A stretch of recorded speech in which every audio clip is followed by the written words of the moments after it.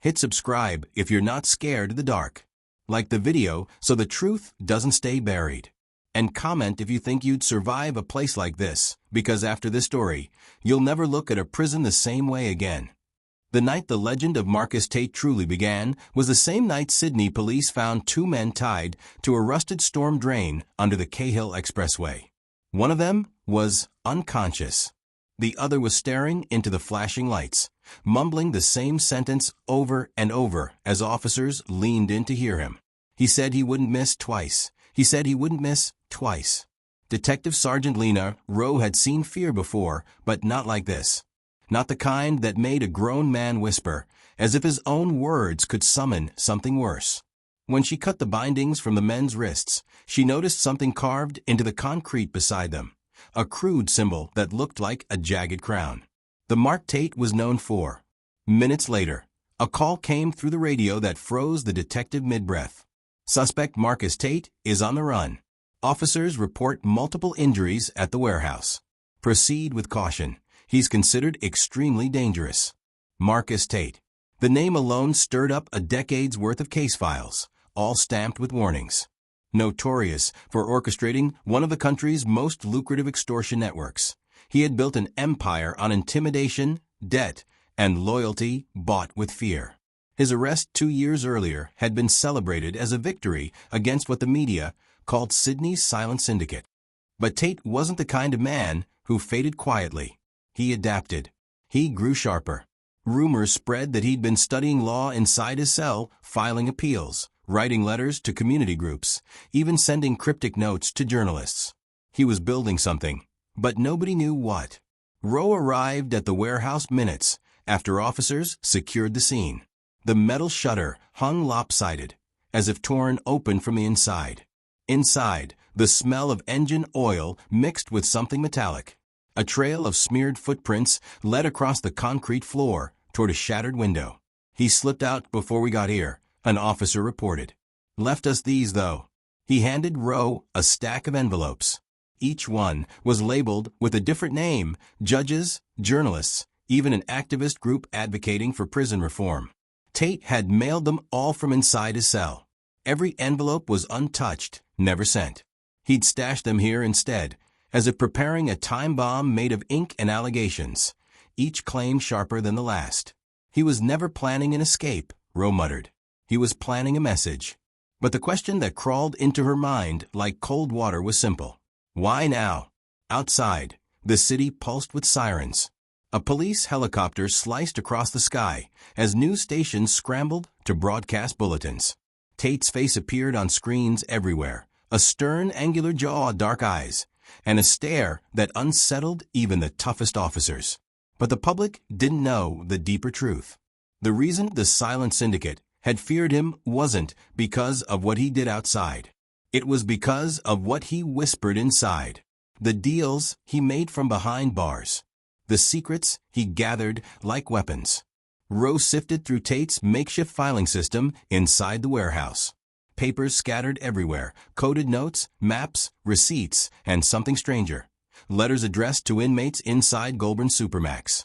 They weren't threats. They were instructions. As if Tate had been running something from inside one of the most secure prisons in the Southern Hemisphere. Then came the moment that shifted the investigation. At the back of the warehouse, behind a stack of cracked wooden crates, Rowe's flashlight landed on a door. A rusted padlock dangled from the latch, cut clean through. Inside, the tiny room looked more like a bunker than a hideout. On the far wall, pinned beneath a knife, was a blueprint of Goulburn Supermax itself. Every corridor, every gate, every blind corner drawn in precise lines. But that wasn't the shocking part. At the center of the blueprint, circled in red, was a single name: Warden Harris. Rowe stepped closer, pulse tightening. Under the name, Tate had scrawled 4 words. He's not what he seems. Right then, her phone vibrated violently. A message. Blocked number. No attachments. Just 8 words. You're late, detective. He's already inside. Rowe froze. Tate wasn't running from Goulburn. He was running back to it. And whatever waited for him behind those concrete walls was only the beginning. Goulburn Supermax was never meant for second chances. Once you entered those concrete walls, you were swallowed whole, reduced to a number routine, a shadow moving through corridors designed to break men far more ruthless than Marcus Tate. Yet, as dawn broke over the razor-wire horizon, Tate strode toward the front gate with the calm of a man returning home. Detective Lena Rowe watched from a distance, hidden behind a line of tactical vehicles. The message he'd sent still echoed through her mind. He's already inside. It made no sense. Tate had fled custody, but instead of disappearing, he'd orchestrated a path straight back to the very place he should have feared most. Officers shouted as they approached, ordering Tate to stop, weapons drawn. But he didn't run. He didn't fight. He lifted his hands, closed his eyes, and whispered something no one expected. "I'm ready." The moment the cuffs clicked around his wrists, Rose stepped forward. "Why come back?" she demanded. "What game are you playing?" Tate opened his eyes, dark and steady. "It's not a game, detective. It's a correction." Before she could press further, he leaned in just enough for only her to hear. "And if you're smart, you'll talk to the warden before he talks to you." 2 minutes later, Tate was led inside Goulburn Supermax, swallowed by steel doors that locked behind him with a thunderous finality of judgment. Rose stayed outside, gripping her phone as she dialed Warden Harris. When he answered, his voice carried a smile she didn't trust. "Detective Rowe," he said warmly. "Rough morning for your team, I hear." "Don't worry, he's secure." "Why would Tate voluntarily walk back into your prison?" she asked. "You must know something." A pause. "Not long, but long enough." "Detective, Tate thrives on theatrics. He wants attention. You're giving him exactly what he asked for." Something in Harris's tone was too smooth, too prepared. Rowe ended the call, the unease knotting deeper. Inside, Tate was processed like any other inmate, though the officer's hands trembled slightly. His reputation had a way of filling even the coldest corridors. Cameras watched from all angles as he was escorted to solitary. Most prisoners feared the isolation cell known as the box. Tate didn't flinch. He stepped inside as if it were the next page in a script he'd memorized. As the heavy door slammed shut, he finally allowed himself a small, measured smile. Meanwhile, Rowe drove straight to the home of former correctional officer Daniel Keenan, a man who had recently resigned from Goulburn under medical stress, though whispers suggested something darker. When he answered the door, his eyes were hollow, his hands shaking at the sight of her badge. "I can't talk about that place," he muttered. "Not anymore." "You don't have a choice," Rose said. Tate just walked back inside. "He thinks the warden is hiding something. And I think you do too." Keenan's jaw clenched, muscles twitching. After a long silence, he stepped aside and motioned her in. The living room looked abandoned, newspapers stacked, curtains drawn. A TV paused on a news report about Tate's capture. "Tate isn't a threat," Keenan whispered. "It's the program." Rowe frowned. "What program?" "The one no one admits exists," he said. "Harris calls it behavioral restructuring. But it's not therapy. It's not rehabilitation. It's control. Pure control." He took a shaky breath. "Certain inmates, the ones with influence, they disappear for weeks. No records. No logs. When they come back, they're different. Silence in their eyes. Like something inside got switched off." Rowe felt the floor shift beneath her. Tate was chosen, Keenan continued. But he didn't break like the others. He learned, adapted, started talking to other inmates, passing messages we couldn't track. "We found a letter he wrote to Harris." He swallowed hard. It said, "I know your real experiment." The room felt suddenly smaller. "Harris has been waiting for Tate to crack," Keenan said. But Tate was planning something bigger, something from inside. Rowe stepped back. "If that's true, Tate isn't here to hurt anyone." "No," Keenan whispered. "He's here to expose the warden." Inside Goulburn, the camera outside Tate's solitary cell flickered. A glitch. Then another. For 3 seconds, the feed went dark. When it returned, Tate was gone. Officers rushed to the corridor, shouting, unlocking doors, trying to make sense of the impossible. Solitary cells had no weak points, no vents a man could crawl through, no shadows to hide in. And yet, The cell was empty. A guard stammered. How? How did he get out? A voice echoed from down the hall. Because, Tate called calmly, stepping into the light. I know every inch of this place better than the man who runs it. Before officers could reach him, Tate placed something on the floor, a small recording device, still blinking red. Rowe's voice crackled through it, and every guard froze. The warden's deal. For the first time in 17 years, alarms wailed through Goulburn Supermax, with a pitch no guard had ever heard. Red lights pulsed across the corridors like a heartbeat, screaming one message across every level. Inmate Marcus Tate was loose. But Tate wasn't running. He was walking, slowly, calmly, as if the echoing steel hallways had been waiting for him to return and finish what he started. Guards stood frozen at the ends of corridors, unsure whether to advance or retreat. Tate was unarmed, but everyone knew he didn't need a weapon. His mind, calculating, relentless, was more dangerous than any blade. He paused beneath a camera, tilted his head up, and smiled. That's enough pretending, he murmured, knowing exactly who was watching. Warden Harris sat in the central control room, fists clenched, jaw tight, staring at the live feed. Officers waited for orders, but Harris didn't speak. He knew Tate wasn't escaping. Tate was coming for him.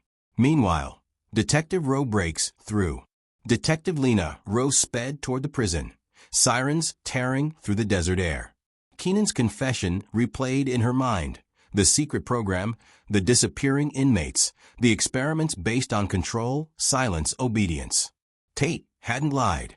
He'd staged the escape, the surrender, and the vanishing act inside, solitary, all to force the truth into the open. As Rowe approached Goulburn, she called the front gate. Lock the prison down. I'm coming in. Do not move, Tate, until I get there. But the voice that replied made her stomach drop. Detective, Tate is heading straight toward the warden's floor. Rowe floored the accelerator. Back inside, but confrontation. Tate reached the elevator that led to the administrative wing, the only part of Goulburn without cameras. Harris himself had ordered it built that way. The doors opened. Warden Harris stood inside, alone. Tate, Harris said, voice low, this ends now. Tate stepped in calmly, eyes never leaving the man he'd been waiting to confront for years. Everything ends eventually, he said. But today it's your turn. The elevator doors closed, and for a moment, the entire prison seemed to hold its breath. A mechanical hum carried them upward. Harris spoke first. You could have stayed hidden in the outside world. You threw that away to come back here. Why? Because the truth doesn't come out unless someone drags it into the light, Tate answered. You built a system that destroys minds. You called it rehabilitation. You buried men in silence until they forgot their own names. Harris's jaw tightened. They were dangerous, he replied. You were dangerous. And yet, Tate said coldly, I'm the only one who saw through your facade. Harris leaned closer. And what exactly do you think exposing me will accomplish? Tate's smile didn't reach his eyes. I don't need to expose you. You're going to expose yourself. The control room. As the elevator continued upward, alarms suddenly stopped. The control room screens all froze, then switched to a single video file. A recording. The one Tate had left on the floor outside solitary. The room filled with the voice of Daniel Keenan, shaking, confessing everything. The secret program, the off-book experiments, the inmates who returned different, the warden who ran it all. And over the recording played Harris's voice from years earlier. Cold, clinical, unmistakable. These men cannot be trusted with free will. We reshape them, break them down until obedience becomes instinct.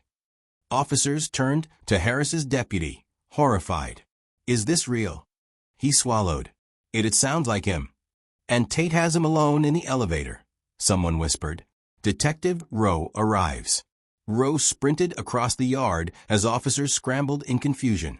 She stormed through 2 checkpoints, shouting, Where is Harris? In the elevator, a guard answered. With Tate. Rowe didn't hesitate. Shut it down. Now. It's dead. He's overridden the system. How? Rowe demanded. The guard looked terrified. Tate built half the inmate communication networks in here. He knows the wiring better than the engineers. Rowe took off toward the administrative floor. The warden's office. The elevator dinged. Harris stepped out first, breathing hard, shaken. Tate followed, hands behind his back, posture straight. The entire staff stared, stunned. Neither man spoke as they entered the warden's office and closed the door. 30 seconds passed. Then, a minute. Rowe finally arrived and pushed her way through the crowd. "What's happening?" she demanded. Before anyone answered, the office door opened. Tate stepped out calmly. Alone. Rowe drew her weapon instantly. "Where is Harris?" Tate lifted his hands slowly. "He resigned." Rowe frowned. "What do you mean he resigned?" Tate stepped aside. Inside the office, Warden Harris sat slumped at his desk, badge placed neatly beside him, resignation letter signed, cameras blinking with evidence uploading to federal servers. His face was pale, not injured, but broken. "He confessed," Tate said quietly. "Everything." Rowe stared at him. Why would he just give in? Tate met her eyes with a calm that unnerved her. "Because," he said, "I didn't threaten him. I reminded him." "Of what?" Tate looked back toward the office. "That I learned his program better than he ever intended. I knew how to break him the same way he tried to break me." Rowe realized the truth. Tate had never needed violence. He'd used Harris's own methods, psychological pressure, silence, and absolute control against him. The haunting ending. As Tate was escorted back to his cell, Rowe stopped him. "You exposed the warden," she said. "But don't pretend you're innocent. You still committed crimes." Tate gave a small nod. "I did," he admitted. "And I'll serve my time." He paused. "But remember this, detective. Not every monster lives in a cell. Some build them." Officers pulled him away. Rowe watched him disappear down the hall, a man condemned, yet walking like someone who had already won. 3 months later, just as the investigation into Goulburn's secret program reached national headlines, another warden was found to have kept identical off-book records. And carved into his desk was a familiar phrase. "I know your real experiment.